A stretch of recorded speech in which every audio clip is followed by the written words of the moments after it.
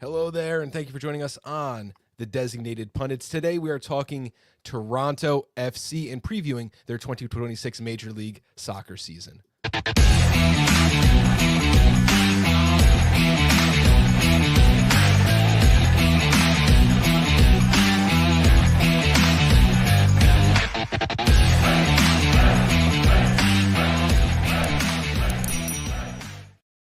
A thing to see here. Everything's fine in the studio. I'm Bob, and I'm here today with Jeffrey Nesker from Waking the Red, the Toronto FC podcast, and we're here to preview the MLS 2026 season. Make sure you subscribe, hit that like button there. If you're watching on mobile, you can actually hype up the video. There's like a hype button on YouTube now because, you know, the algorithm wasn't complicated enough, Jeff, that we need to just add another layer on top of that. Remember when Facebook had pokes for some stupid reason, and it's not a like, it's a poke, right? It like, still does. That's like getting someone's attention, and I actually accidentally like did that, like just scrolling, and I'm like, oh, let me undo that. And then I'm thinking in my head, I'm like, this is someone I haven't talked to in high school, and you just click the poke them by accident. Yeah. Jeez, that's bad. Please don't. No. Well, Bob, we got to talk about TFC again. Jeez, it's every year. We got to do this. Huh? It's like they keep coming back. It's like these years just keep coming. 2026 is around, but we first need to recap the 2025 season. 6 wins, 14 draws, 14 losses was the record, 12th in the East. You had a 3-7-7 record, both home and away. Eliminated from the Canadian Championship in the prelim round. Not quite as bad as losing to a team named Forge FC that everyone had to look up. That was the other, was that Montreal who took that. But you should follow overall, Forge FC. They're a dynasty, so I mean, you should definitely get into some Forge. But yeah, I feel you there. Let's see how these numbers rang up. 37 goals was 13th in the East, but 44 goals against was third best in the East. Minus 17 goal differential, that puts you at 12th, where you finished not a great season. No, not really. But I mean, if you roll the tape from the last time we did this, I think we both were in agreement that this was about what we were going to expect. You have it right there. Season defined by buying out Bernadeschi and Insigne, and by bringing in Jordi Mihalovic and Jose Cifuentes. It's a tale of two seasons, realistically. The first half of the year was the last gasps of trying to make the Italian experiment work out, right down to a whole tragedy of throwing people under the bus. I mean, I don't know if you remember, but Lorenzo wasn't getting minutes to start the season, and then we started digging a giant hole, and suddenly he was back on the team, and then they were both gone. So it was like pretty much a mulligan the first half of the season, and the second half of the season was trying to blood in the new guys, but at the same time, the stank of failure on my club, it's not something you can wash off, especially mid-season. So in a roundabout way, I'm sort of admitting that there's a lot more excitement around TFC land coming up, but there are so many asterisks that it's not even funny. They are, but here's the thing. Getting a good organized defense is really hard in Major League Soccer. People don't spend up at those positions, and the players you get are often American or Canadians, and the fact that you were second in defense, you can buy offense. You can put a dollar amount, apparently, unless I say this. We'll get to that. Bernadeschi and Insigne's name are literally on my computer as I'm saying this, but under normal circumstances, you can put a dollar amount on goals. You can't put a strict dollar amount on defense the way you guys should. What was it, like 8 straight 1-1 draws? That was such a time. That was quite a time. And then, of course, the demolition of Orlando City on our decision day, which was a week before everybody else's. You're making me cry, because you're right. We had a solid defensive spine, and we can argue if Walker Zimmerman is going to paper over the cracks of losing Sean Johnson, which is a major blow to the club. I mean, we did. It's as evidenced by these numbers. Certainly, defensively, that was our strongest suit. Sean Johnson was easily the MVP of the club, probably years running. And we let him go this year so that we could let his number 2, Luka Gavrin, local boy, have his time between the sticks and have the keys to the car. That is a topic of some discussion in TFC live circles, certainly. Whether that was the right move at all, and by what you're saying is sort of scratching that scab, right? Because we're still not quite over the fact that like the one thing that we didn't need to adjust got adjusted, and there we are. Let's look at the goal scorers. You had Theo Corbineau, 6 goals, 2 assists. Jonathan Osorio, 4 and 1. Bernardeschi, 4 goals, 3 assists. You brought in Georgi Mihailovic, and he started out fantastically. 4 goals, 2 assists. I think that he's going to be a really, really great piece for you guys there. Kerr, 4 goals. Davy Flores, 2 and 2. And Lorenzo Insigne, 1 goal and 2 assists. Now, if you take the 2 designated players and just get like half a Giovinco each, you're really cooking with fire here. But as it stands, leading goal scorer with 6, that's just not going to do it. It's not enough. No. I mean, listen, I love Arsenal, so I'm all about goals by committee, right? And I'm all about own goals being the top scorer on your team. But this is not in MLS. This is not a playoff team. This is mid at best. And 6 goals, yikes! Exactly. It's a bit of a yikes. You ready to turn the page on 2025? I mean, I turned the page on 2025 the second the season was over, realistically. So this is, I mean, I think everybody and their mother in TFC land is ready to turn the page on 2025. The problem is the PTSD. It's been 5 years of like pretty substandard football, and it would be a lot easier to turn the page on 2025, my friend, if my front office was doing anything at all. Beyond promising more new recruits and then crickets while we watch the clock go down or get into arguments with Norwich City fans over how much we're going to pay for Josh Sargent. Had to be Josh Sargent, the one U.S. men's national team forward that I've trolled mercilessly since 2008. Had to be the guy that TFC is going to bat for, but whatever. Yeah. I mean, that is what it is. Let's talk about the players leaving. Sean Johnson obviously leads this list. A couple of some roster depth guys. Anyone else who you look at and you're like, that's a big loss for the squad? I mean, they're big losses for the squad in terms of the money that we were paying for them. Like Sigurd Rosted, Raul Petretta were both over $500K. Way too much money for their output. Losing again. They were blooded in pretty well to Robin Fraser's system in 2025. Like they probably had career years for the club. So letting them go, when, again, I must stress that defense was one of the only areas where we weren't massively deficient in, is unfortunate. But again, too much money was going in there. Hugo, it's another case of a forward that was making a lot of waves at lower levels, but just couldn't put it together here. Kevin Long, again, another defender. Probably, once Walker Zimmerman became a reality, he was not long for a TFC shirt.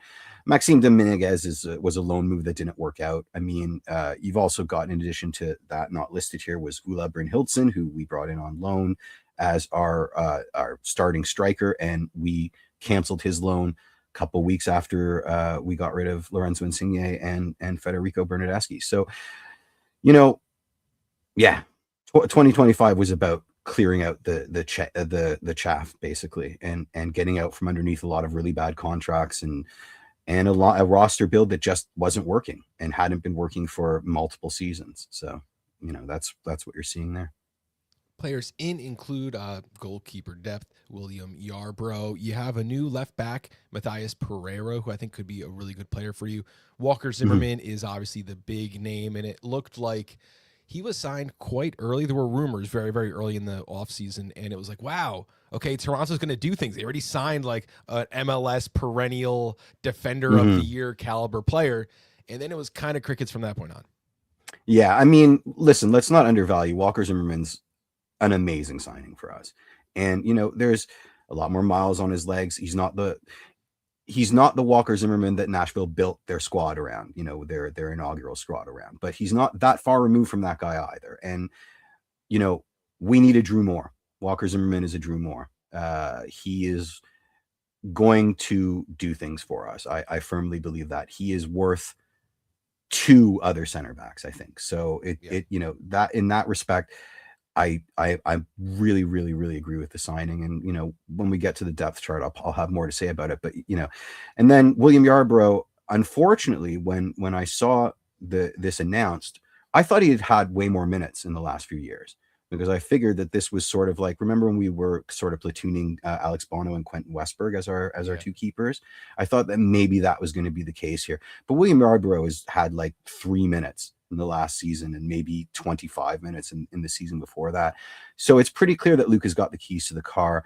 What I will say about William Yarbrough is he looks like maybe the best person on the team to go out and get a few pints with. He's probably the most interesting man in the world, and that's got to show for something. So I like the cut of his jib. I like what he had to say in his introductory press conference. I have a feeling that, you know, if needed, if necessary, he's going to be a capable number 2 for us. Matthews Pereira is interesting because nobody could figure out who he was. There's a bunch of players named Matthews Pereira, so when it got rumored, people were all picking and choosing which Matthews Pereira it was.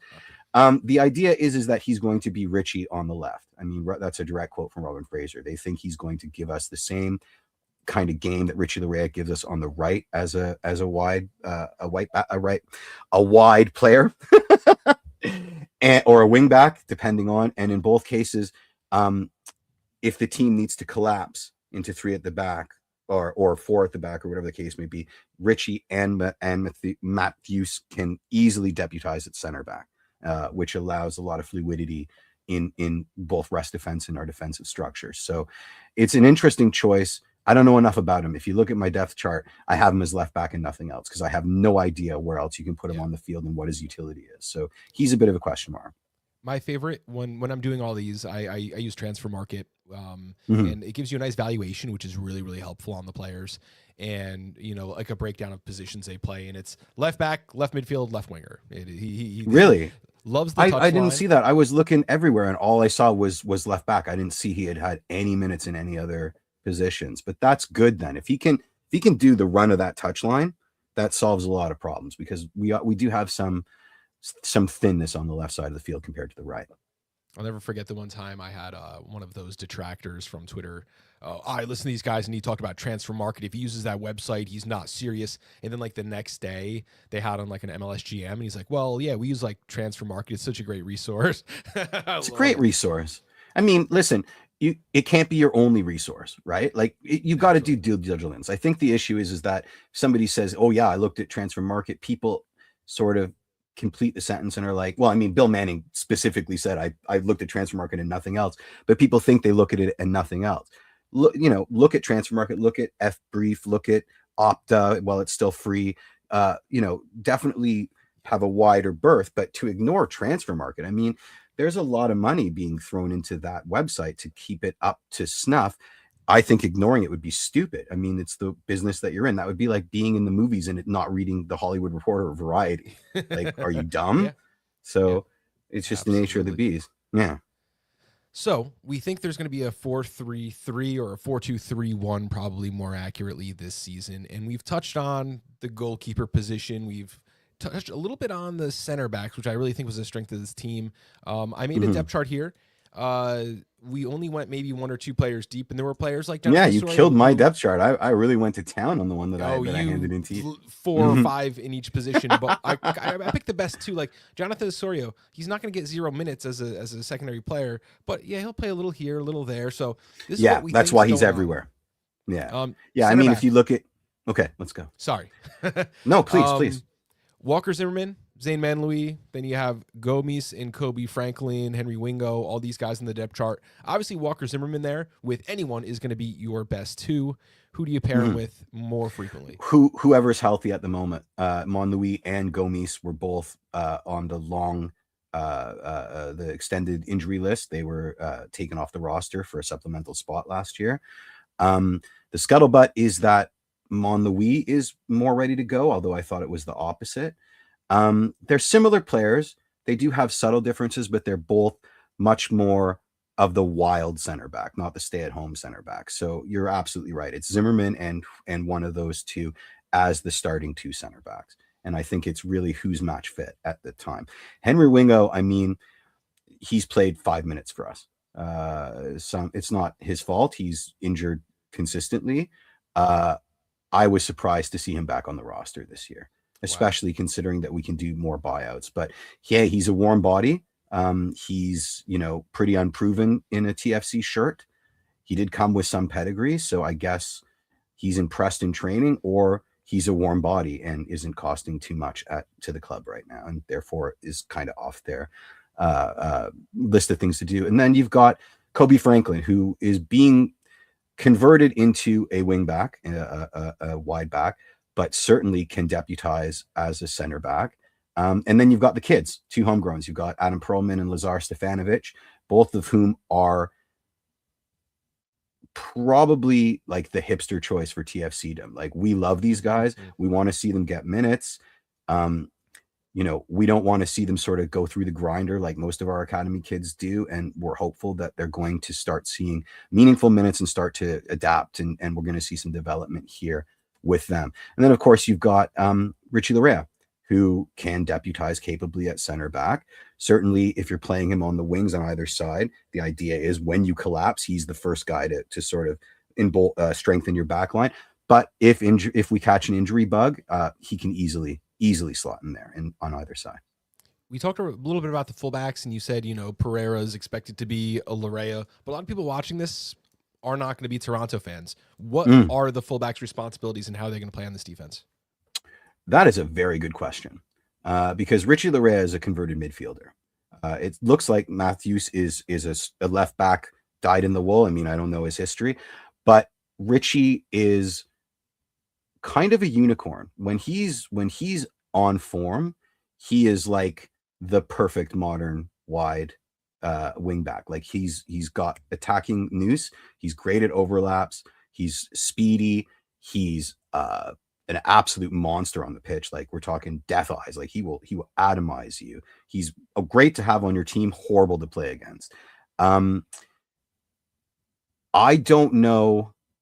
I've already said that I anticipate that the wide players are going to have a lot more defensive responsibility in Robin Fraser's system, and I think I would bet heavy on that. Robin Fraser is a defender first and foremost, in his playing career. But I do think that he has to have liberty. I think that's why it's so important to have like kind of the two sides that are so defensively sound, so that if Richie decides to go on safari up the touchline, Matthews can sort of protect him. So I think that you're going to see a lot of that. I think you're going to see an emphasis on wide play, especially on the right. I think we're going to give Richie the freedom to be Richie. Love it. Let's move up and talk about the midfield now. Soyelo and Cifuentes. I mean, before Cifuentes got there, this was one of the best one of the best holding midfield pair in Major League Soccer. Now, I think this is really a strength of your team. And if we talked about the center back issues last year, okay, well, they were really good. What was it? Was it the center? For me, this team lives and dies on the midfield. So can we just take a step up and talk about the trident here, then Georgi Mihailovic up on top? Yeah, I mean, it's nice to have a 10 again. We haven't had one since Alejandro Pozuelo, a pure 10, and that's down to the fact that Bob Bradley doesn't play with 10s. His 4-3-3 has no space for one. I love a good 10. I think, especially when you need to simplify your attack because nothing's clicking, you have a 10 to unlock that attack. Sure. So I'm pretty happy about that. Now, with respect to the other two players, I mean, we lost Davy Flores, who, in my opinion, is maybe the best pure 6 we've ever had. And I know with Michael Bradley on everybody's lips, that's maybe sacrilege, but, Bradders was not a pure 6. Davy Flores was. Losing him for Sifu, who's a bit of a 6-8 hybrid, gives us more utility. But again, there's something to be said for a team that has a dedicated 6 that is just a black hole that attacks go to die. Now, certainly, Davy wasn't lights out for us. But again, when we're talking about our defensive record now and whether we can maintain that, there's a worry because Davy's not there anymore. And now we've got 6-8 hybrids, et cetera, et cetera. And maybe that won't, maybe we'll have a bit of weakness there. But certainly, the excitement is Alonso Cuejo is a year older. He's my favorite player on the team. I love my silky Spanish midfielders. I love them. There are some deficiencies in his game. Here's hoping that he's eliminated some of them as we move forward another year. Oso, listen, Oso is a very hot button issue in TFC land right now. Matthew Doyle put out a column earlier in the week where he said, don't expect Jonathan Osorio to be a dyed-in-the-wool, penned-in starter on this team anymore. I think I agree. There's a lot of people in TFC land that completely disagree. It's going to be interesting with Oso. The beauty of Jonathan Osorio is also the weakness of Jonathan Osorio is that he doesn't really have a position, so he can sort of play anywhere.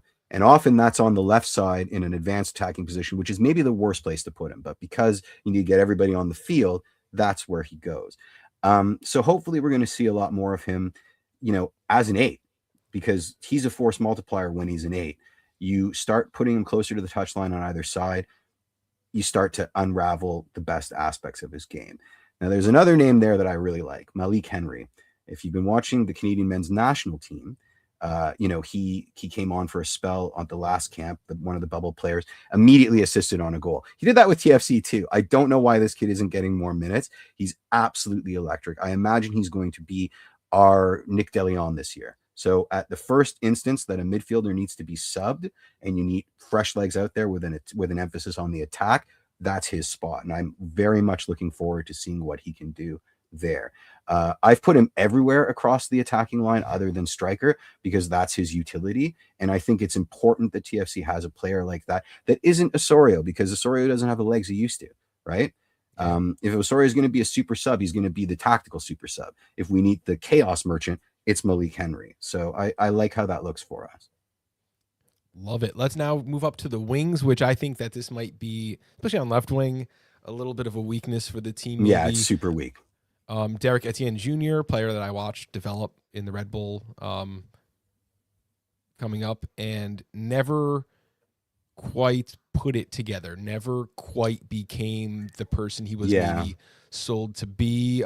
He did move around a little bit. I think he was in Columbus before he was in Toronto for a little bit. Mm-hmm. And if I remember correctly, that was less of a tactical thing and more of a personal. I think he had some family. Yeah, we got him from Atlanta, and he was in Atlanta for like a half a minute. He's a journeyman, but he's definitely a glue guy. I mean, if you watch the socials, he's always got a smile on his face. He looks to be like a pretty good person, pretty good human being, like decent hang kind of thing. He speaks a bunch of languages. I imagine that's also to his credit and in the locker room.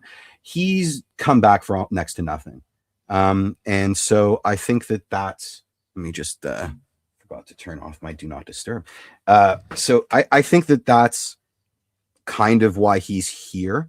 And again, this is another player that we've seen can play on the left, in the center, on the right, and up top. Not to any level of quality or dependability, but he can certainly eat up some garbage minutes there. And I think that there has to be a space for a player like that. The problem is that he's the top of the depth chart at left wing right now. Yeah. Unfortunately. And underneath him is Jonathan Osorio. And I just spent 5 minutes telling you that that's the worst place to put Jonathan Osorio. So there's definitely a hole there.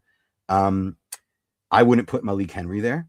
He's much more comfortable on the right side. So if we're expecting moves to be made that don't start with Josh and end with Sargent, I'm expecting it to be on the left side there. On the right side, Corbeneau had a pretty good season last year. Pretty good. Or can we see more from him this year? We have to. I mean, there are a lot of people that think it was stupid to activate his purchase clause. It was $1 million and change, and puts him as a TAM player. And obviously puts him as a starter on the right. But his development in MLS has been pretty solidly straight up, with a few hiccups here and there. So you have to think that maybe this is his level, and maybe this is the year that he starts, really producing for the team. But again, he was our top scorer last year, hometown kid, came through the academy, European experience. And certainly in the 2026 market, we're getting him for a hometown discount. So, I would love to have Bukayo Saka there, but that's not. I would love to have Bukayo Saka and Manduke there, right? But we're not Arsenal, right? Like so this is what we've got, and I think that, considering that you've also got Malik Henry that can spell for some minutes, the right hand side of the attack, it's okay. It's okay. It's not the greatest thing I've ever seen, but it's not a screaming tire fire like the left side. All right. We're up to a striker. If Josh Sargent doesn't come, you got DeAndre Kerr and Jules Anthony Vilsaint behind him. You need him, right? We need him. We need a number 9. We need a starting number 9. I have all the time in the world for Jules Anthony Vilsaint. I think he's a very exciting player. He's constantly injured. That was the scuttlebutt coming out of Montreal when we made the trade, is that he cannot stay healthy. That's bad. DeAndre Kerr is such an interesting proposition. Like, you can't quit this kid, because he has a skill set. Like, he's such a threat in the air. He makes such smart moves in space, but he cannot be the tip of the spear, right? He's a much foxier player. He needs to be somewhere else. And there's only 11 spots on the field. And the way that we're looking, with the midfield this stacked, and the way we want to play with maybe a double pivot and certainly a number 10, there's not a lot of room for a secondary striker unless you're, making a game plan for something else. DeAndre's not right for the way that we're playing. So he's got to figure out how to sort of integrate himself into the squad and fight for those minutes, but he cannot be our day in, day out number 9. He just doesn't produce enough. We need somebody up there.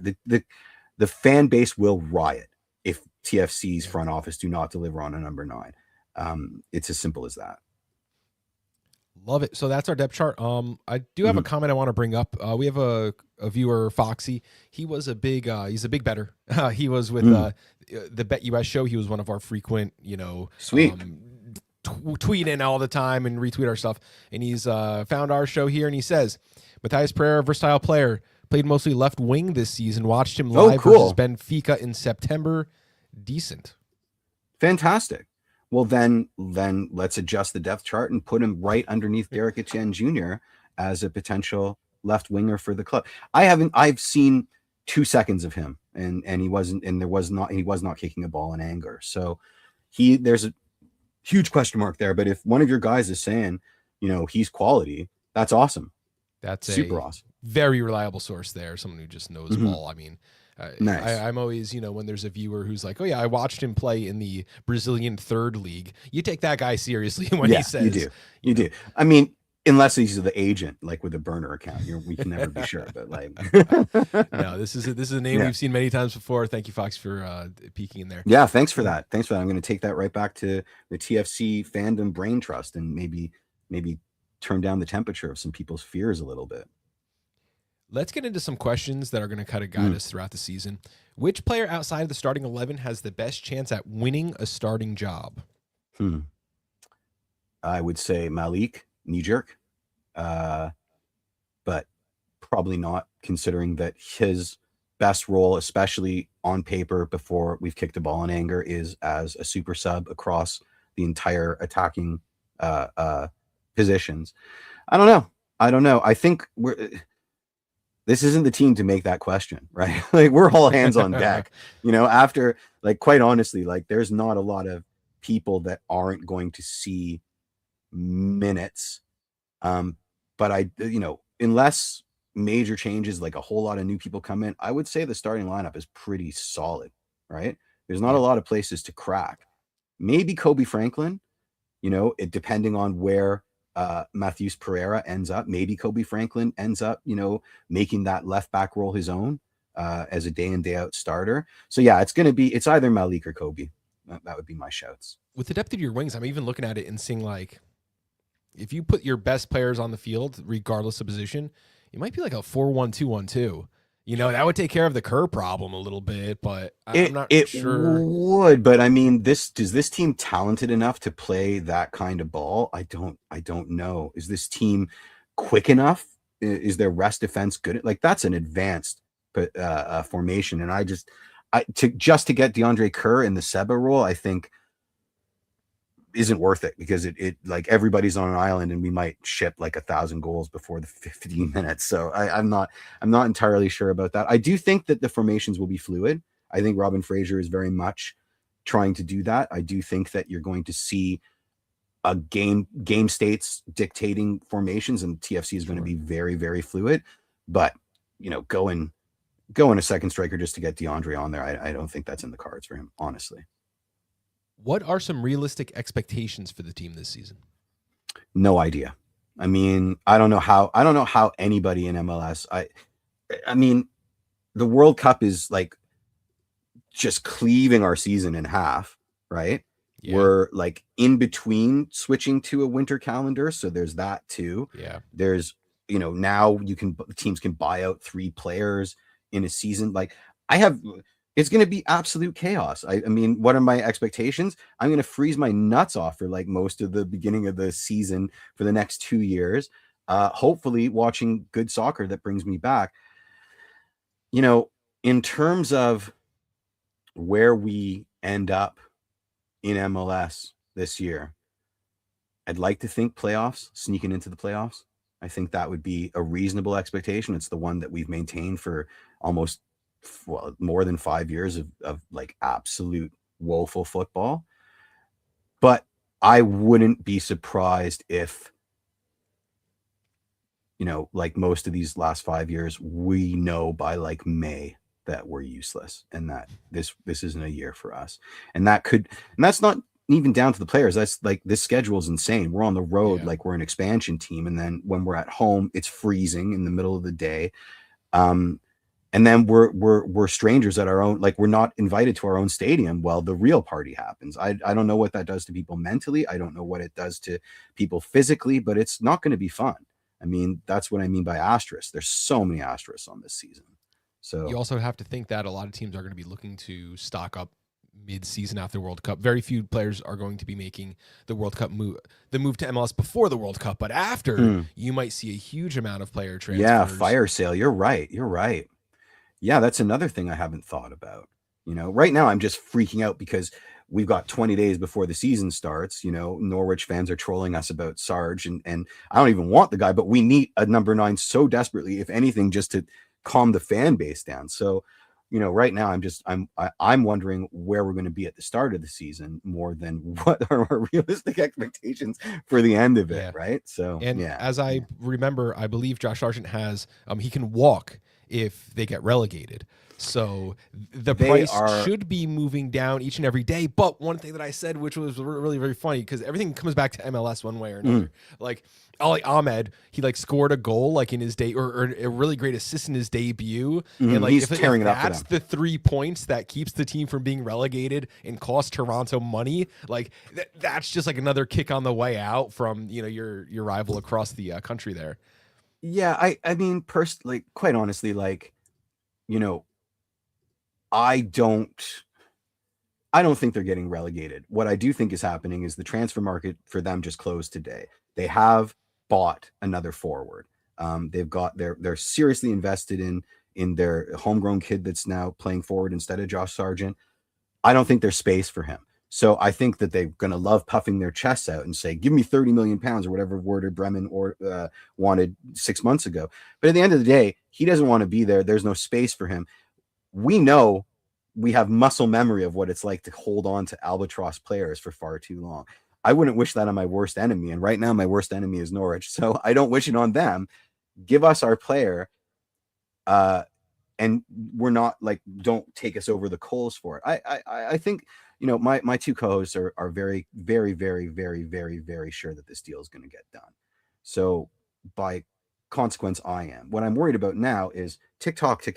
Like, how long is he going to have how much of a preseason he's going to have? Remember, he's training with the U21s right now in a town where they're going to throw eggs at you if he leaves his house. Like, get him over here so that he can get that nonsense out of his head and have like a couple days to not be playing a season of soccer. Otherwise, I'm not sure he's worth the $30 million or whatever the case may be. Right. Fair. Absolutely fair. What are some storylines to follow throughout the season? If I turn on this is Last Chance Saloon. It's Last Chance Saloon for Jason Hernandez, for Robin Fraser, for most of the, if not all of the front office. If this team fails in this rebuild, and I'm aware that there's no patience. And I'm aware of all the asterisks, but that's how the cookie crumbles, guys. It's been 5 years. Like nothing ever, it's never perfect. They will burn this club down to the studs if something doesn't change this year. Like down to the studs. The kit guy is going to get reassigned. It's last chance saloon, and I think that cannot be overstated.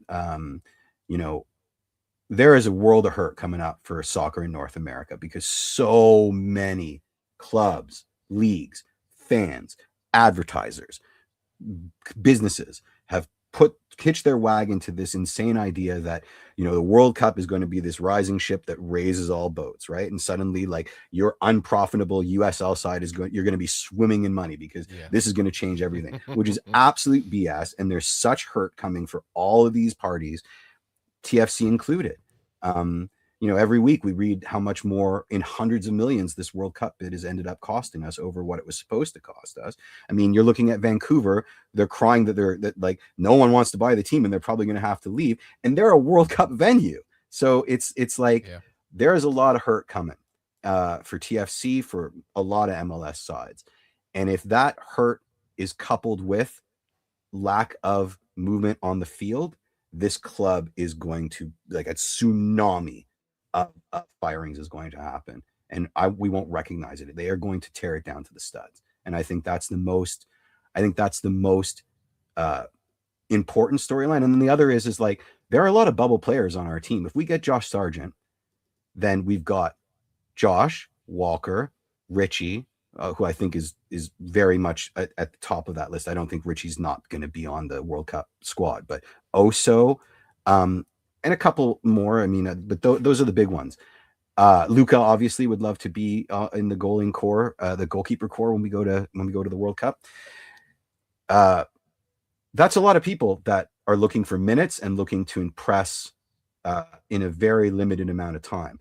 That's another storyline, right? So that's either going to work in our favor or it's going to be a total disaster because there just isn't enough time for people to be comfortable enough to actually produce, and the clock is ticking. Let's move to some quick Q&A section. What styles does this team match up well against? You tell me. I mean, I have no idea. Look, that last game against Orlando was... If you're actually going to put it on me, I would think your team matches up well against teams that want to run the ball through the midfield, like a Philadelphia, teams that are narrow and need to get past Suejo. I think I pronounced his name wrong like 7 times today. And Sifu, Quajo. And those guys, teams that want to play direct through the middle, maybe. Like that's what I mean. We don't know, but if you maybe take a guess, but all signs point to, 8 draws. And then that last game against Orlando where we absolutely massacred them. We're keeping those pretty close to the heart. And hopefully that's the team that we see. And that team, if they can put it together in attack, you turn those 1-1 draws into 2-1 victories, and it's an entirely different proposition. So which style does the team match up well against? I think what's going to be our North Star this year is that everybody is going to think that a game against TFC is a dead rubber match, and we're not the same TFC anymore. So they're going to come in like they're playing Lorenzo Insigne and Federico off the park, which they did, and they're going to be faced with a team that isn't those guys anymore. And I think we're going to get a lot of, we're going to get a lot of positivity out of that, but it won't maintain for the whole season. Being underestimated. Yeah, exactly. What is a tactical weakness of Toronto, or a team that they would match up poorly against? Obviously teams that play on the teams that go wide, I think can undo us. And I think, teams that press, could undo us because we're not exactly the speediest at the back. Luca, most of the mistakes that he's made, and they've been some egregious ones, have been, when playing out of the back goes wrong. And I think that there will always be an insistence in modern football to not hoof it and try and maintain possession and play out the back. So I do think that teams that press really well, especially in our final third, are going to get a lot of joy out of how we can kind of fall apart under a press there. Which player do you think is going to improve the most in 2026? Well, I mean, my heart says Alonso Cuejo, and my head is going to say Alonso Cuejo. I think he's putting it together. His passing, his soccer IQ is off the charts. His passing ability, both on the ground and on the floor, is unbelievable. But he's a step too slow defending. Sometimes he makes the wrong decisions under pressure.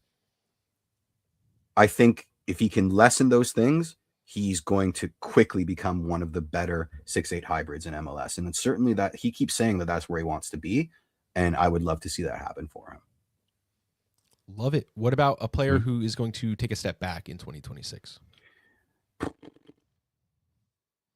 I mean, it's probably Oso, but that's just because time is undefeated. Again, and I feel terrible saying that because and it's probably not true because a lot of the deficiencies in Oso's game last year, especially, was because he was trying to do everything because everybody else was useless. So if you surround him with players that take that responsibility off him, he's going to be better. So I actually take that back. Like, there's no way he's going to be as bad as he was last season, this season, even with, a time remaining undefeated. So who makes a step up? Probably Richie. Richie's had difficulty staying healthy, got injured in the early part of the season, both of the last 2 years, and missed a lot of time. So I think if Richie comes in and doesn't have that early season injury, we're going to see, a lot more out of him this season. Love it. Any final thoughts to share with us about Toronto? I mean, we're not that far removed from the treble season, Sebastian Giovinco just celebrated a birthday, and that meant tons of highlight reels, both from MLS and the club. Those were fun times. Those were real fun times. Like that man, especially in 2015 when he was a cheat code, and in 2016, we were so spoiled. We got to see like worldies almost every weekend, like every match day. Yeah. It's difficult to wean yourself off of that. But on paper, I like this team. Are they world champions? Like, are they winning a treble again? I don't know. But a lot of that is PTSD. I can't be a cheerleader for this club after 5 years of watching what I've watched. But look at us. Like, we're pretty close to making something happen. And that's in that stretch of regardless draws, of anything, none of those people have last names Insigne or Bernardeschi, so it can't help but be a better season. I think you guys are set for having a much better season. You might maybe draw every game, but when I look at that clip of draws that you have, there were teams that weren't good. New England, Montreal, but they were teams that were amazing. Columbus twice, Inter Miami, exactly. Philadelphia. Exactly. I mean, exactly. That is a very impressive turn of play, and I don't think it takes much spiraling in the right direction to get to get the snowball moving and get some positive form. You're so right. We're right on that bubble. Are we going to be mediocre or kind of mid? Right, and I think that's the most TFC land can hope for. I know I want to be blustery and say we're winning Club World Cup, but we gotta be honest here. I do think that's a step in the right direction. My worry is that everybody's out of time. Everybody, from the front office down to every player on the roster. Like, it's put up or shut up time. It's last chance saloon. I love it. In the East, I think that 4 through 11 are going to be separated by 5 points. So if you guys can get yourselves in that mix, I think that if you could play in that mix and give yourself an identity, I think that would be a huge win for the season. Yeah. Yeah, and I think our identity this year is going to be we've been underestimated, and now we're going to show you why that was a folly. And then maybe when it all starts clicking and we start to see a tactical identity, we can stop resting on the underestimation and start, this is how we play. But I don't know how that's going to shape up. We need a head of the spear. You can't go to battle with an empty gun. Right now we're going to battle with an empty gun, or bringing a knife to a gunfight. Like, until that's figured out, it's all conjecture. Love it. All right. Toronto FC 2026 is going to be a very interesting year to watch. We'll have to have you on again soon. Thank you so much for taking the time out to be here with us again, Jeff. Always. And thank you everyone at home for listening. Have a great preseason.